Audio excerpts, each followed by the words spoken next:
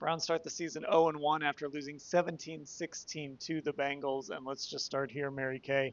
They lost this game in large part because of a missed extra point and a missed field goal. So we got to start with the kicker. Andre Szmyt has never kicked in the NFL in a real game before today. He misses two very important kicks. And here we are again with the Browns in this kicking situation. It's really unbelievable.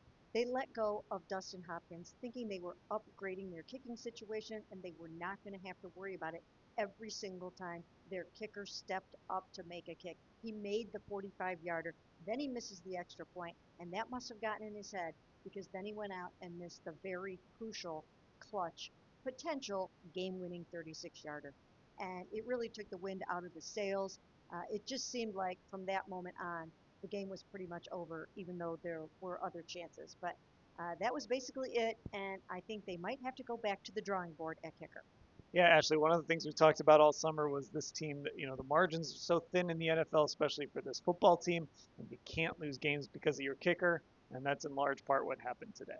Exactly. And I think when the Browns play the kind of game they did today with their offense and they are commanding the time of possession and doing these good things, the problem is that makes these chances to actually score and get points on the board all that more important for every single drive you have when you're just eating up time the way they did today. So I think it can work, but you have to have somebody there that's going to be reliable. And when we talked to Andre Szmyt today in the locker room, it sounded like maybe the wind for him was also a factor. Dan, I think you were the one that asked him how many times he kicked in this stadium before today, and he said about 4 times. So, truthfully, I think it largely comes down to maybe not just the mental side of it, but also the fact that this is one of the most notoriously difficult places to kick in the NFL, and it's a young kicker who hasn't had enough experience here in this stadium. Now, another reason they lost today, too, Mary Kay, of course, were turnovers. Not really Joe Flacco's fault today. There were a couple of drops. Now, the throw to Jerry Jeudy may be a little off. Jeudy was trying to make a play. He ends up deflecting it into the air. It gets intercepted. Then Cedric Tillman with a bad drop near the end of the game. It gets intercepted as well. So once again, that turnover battle doesn't go the Browns' way. No, it really did not, and that was a huge point of emphasis this whole entire offseason.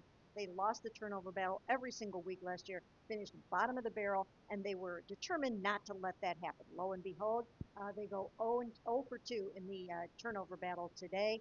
That's not going to cut it. As you mentioned, they were not really Joe Flacco's fault, although he knows he can give perhaps a better ball to Jerry Jeudy, but he was under siege. He had people in his face there. So it was really unfortunate the way that those two things happened because I thought that they did some good things on offense, some things that they can build on.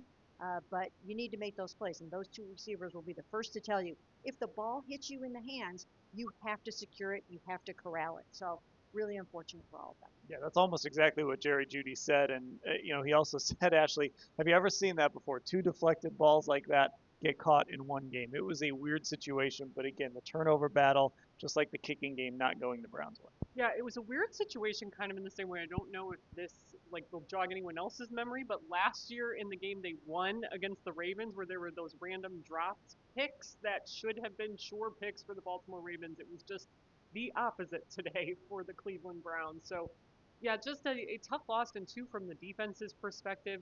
They couldn't force any takeaways today. They played so well in the second half, but those guys all talked about also getting off to a slow start, and you do want the ball to bounce your way like it was for the Bengals on those plays today. But again, they're still going to search and find a way to create those takeaways because this was a game that still came down to the turnover differential, too. Now, it wasn't all bad, obviously, as Mary Kay and Ashley have both alluded to. That defensive line was excellent. There was a stretch where Myles Garrett had back-to-back sacks, and then Isaiah McGuire had a sack as well. They allowed 7 yards of offense in the second half.